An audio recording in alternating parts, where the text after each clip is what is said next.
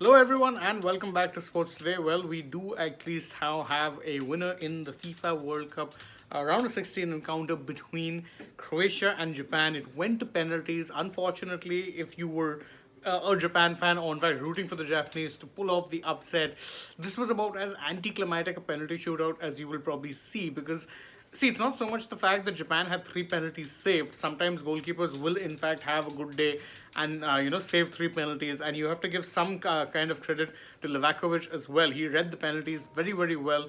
He got down low. He saved them. But each and every one of the penalties that Japan ended up missing unfortunately were very tame efforts, truth be told. So let's just go over what happened quickly. The match, remember, ended 1-1 in regulation time, which meant that you needed extra time and potentially penalties to decide who makes it through to the quarterfinals. Extra time went by without too much fuss, as was kind of expected, because normally speaking, extra time teams prefer to kind of conserve their energy and wait for a shootout. That's what happened here. And once it reached penalties, unfortunately for the Japanese players, despite the penalty shootout, actually, as I said before in the previous live, it's a bit of a lottery, so it can actually be beneficial to the players. Unfortunately, the Japanese players kind of looked intimidated and scared, and it was reflected in the kind of penalty shots they were taking. They were pretty tame, weak efforts. So the first penalty itself went to it went to, in fact, a Japan player. It went to Takuma Minamino, who of course you would remember had recently, until recently, was also playing for Liverpool.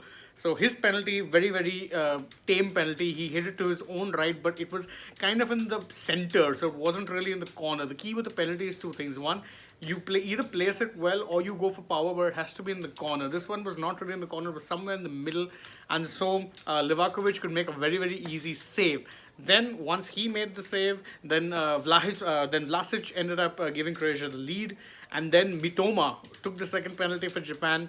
That too was saved, and again Livakovic once again managed to read the penalty right, but to his advantage was the fact that once again Mitoma's penalty was not exactly to the corner.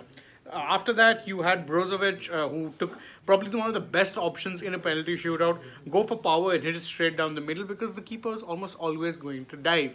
So he went for that, he got the penalty, and then the only good penalty really which Japan took came thereafter. Asano, he ended up getting a good shot away, and then after that, they were handed a bit of a, let's say, lifeline when Livaha actually kind of very nonchalantly stepped up. He hit the penalty. It looked like it was going for the corner, but ended up hitting the post. So at that point, you're thinking, okay, maybe, just maybe, Japan have a chance here.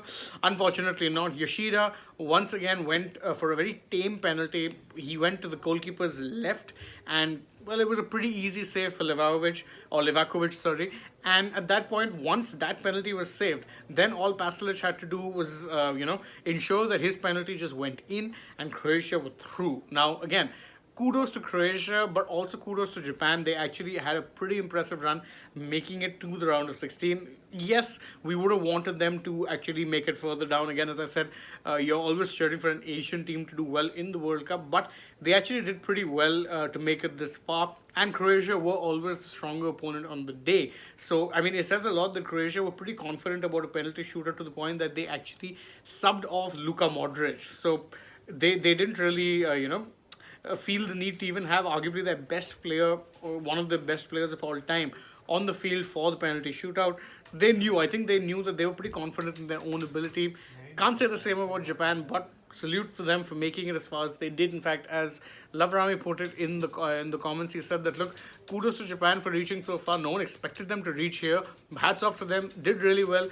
Beat powerhouses like Germany and Spain. And yes, Croatia versus Brazil is now potentially the match we're looking forward to. Of course, I might sound a bit of a sadist here, but I really hope South Korea can pull off an upset. Is it unlikely? Of course it is unlikely. But what's football without upset result? And yes, Akash Bharadwaj, as you point out, Croatia was better, but Japan really did play well. I think Japan, ironically, had more chances of actually kind of getting a result in regulation time because they were playing some beautiful football, but in penalties, they just kind of lost their nerve. Any which way, that brings an end to the campaign for Japan. But again, as I said, they have no reason to actually feel bad. They have put in a very, very good campaign, and they'll have every reason to feel proud of themselves for the kind of showing they put up at the 2022 World Cup in Qatar for Croatia. It's potentially Brazil that awaits, but I really hope that it will indeed be South Korea. Let's see if that happens. Well, either which way, I will be joining you live afterwards on on Sports Today to discuss the match once it's over. Hopefully this one doesn't really go to penalties or extra time, but let's see what happens. Thank you guys for joining us on this particular video. Again, don't forget to shower us your love, like the video, share it with your friends, subscribe to the channel, tap that bell icon, leave us a comment, follow us on Twitter, Instagram, Facebook, download the AajTak app where you can check out all of the FIFA World Cup highlights, including of this penalty shootout. Don't be watching it if you're a Japan fan, but if you're someone who has a soft spot for the Croatians, go ahead and watch it. Very well they did. That's it for now. Thank you guys for joining us. Bye-bye.